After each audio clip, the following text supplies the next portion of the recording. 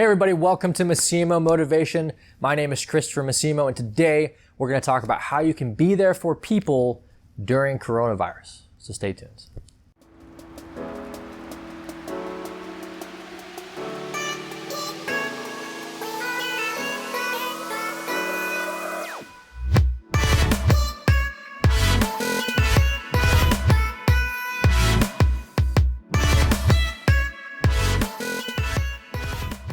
Hey everybody, welcome back to Massimo Motivation. My name is Christopher Massimo. I'm the owner and founder of Massimo Motivation and the co-owner of Avanti Counseling and Consulting. And today we're going to talk about how you can be there for people in your life during coronavirus. Now, as of the making of this video, we have some vaccines coming in certain parts of the world, making this in December, early December. So information here may change very quickly, but I wanted to make this video as soon as I could for you guys, considering some places in the country / the world probably, or most likely won't have access to normative life again still for a little bit of time. So let's talk what you can do for people who are maybe being safer or who are a little bit more afraid of what's going on or are just going to stay home until the vaccine becomes more normative. So the first thing that you can do is go old school. Go old school. Send a letter. You know, when I started law school, one of the first things that my advisor told me is that letters still matter. And he keeps all of his letters in his drawer, in his desk, from old students who would say, thank you for helping me get this job. Letters still matter, okay? Sending something in the mail that's not just an Amazon package that has actual words connected to it still matters. If you want somebody to know you're thinking about them in a really meaningful way, a deeper way, send them a letter. Since they're stuck at home and they're not wanting to go anywhere, they can go to their mailbox, hopefully. Hopefully they're good enough to go to the mailbox and go grab it and read that. And that would mean a lot to them. Okay, it would mean a lot. The other thing is, the next thing, number 2, go new school. Okay, maybe that's just not your jam. I would still really argue old school has its place, but maybe it's not. What would stop you from sending a text message or an email? Nothing, maybe 5 minutes of your time, right? But here's the trick. Don't just say, hey, I'm thinking of you. Or don't just say, hope you're well. Put something meaningful in that message. Make it random too. People love to be recognized randomly. They love to be thought of randomly. It makes them feel important, makes them feel valued, right? And when people feel lonely, which is, we've had a 200% increase in suicide rates over the course of this year in lockdowns.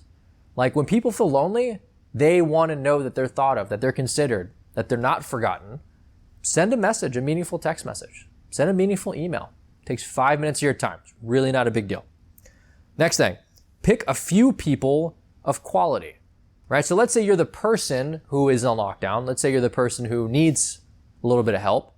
Pick 3 to 5 people. I've done videos on the importance of having 3 to 5 people in your life that are really meaningful. Pick 3 to 5 people to really focus on. So these are kind of like accountability buddies, people that you can talk to on a regular basis. They know that you don't want to be alone. You know that they don't want to be alone, and you guys can connect with each other on a semi-frequent or frequent basis to keep each other company, right? If you can't be together physically. And again, I know there are a lot of people, I'm in Texas, a lot of people have no problem going out and being with friends and family right now, but there are still a subgroup of people who don't want to, and they're going to get lonely. If you're one of them, identify 3 to 5. 3 to 5 meaningful people you can stay in touch with. Okay. Next thing is, you don't need all the social media friends. Now, I'm going to do a separate video at some point on the importance of social media and value and not needing all those friends. But right now, people in coronavirus don't need more social media friends. You need actual friends. Like the ones you can touch, that have skin, that you can interact with. Preferably, like we've done another video on FaceTime and Skype, if that's still a thing. But you need to actually interact with human beings, okay? With real people, not with numbers on Instagram, okay? Real people.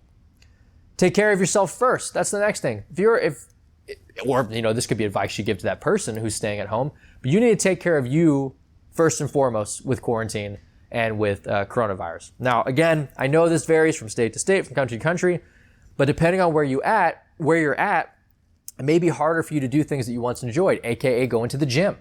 Maybe you can't do that anymore. You have to take care of yourself first if you're planning on taking care of anybody else. That's not rocket science, right? If you can't work out at the gym, figure out something you can do at home, but take care of you first and foremost before you extend yourself to somebody else, okay? And the last thing I'll say is handle your business. Handle your business. I've heard so many excuses during this year of why somebody can't do something because coronavirus or because insert problem related to coronavirus, lockdown, or not have access to certain jobs or whatnot. Now, I'm a big believer in taking accountability and responsibility in your life. Okay, and if you want to be there for other people, you better take care of your stuff first, because you are only going to have to give to others what you have to give to others. Right? So the better position that you're in, the more responsibility you take for your life, the more you'll be able to give to them. So I hope this video was helpful for you. If you enjoyed it, hit that like button, hit that subscription button. Comment below what you want me to talk about. I can't talk about it if you don't tell me what it is. Leave it below in the comment section so I can get to it. And remember, mind, muscle, maximize. Hand-eye coordination.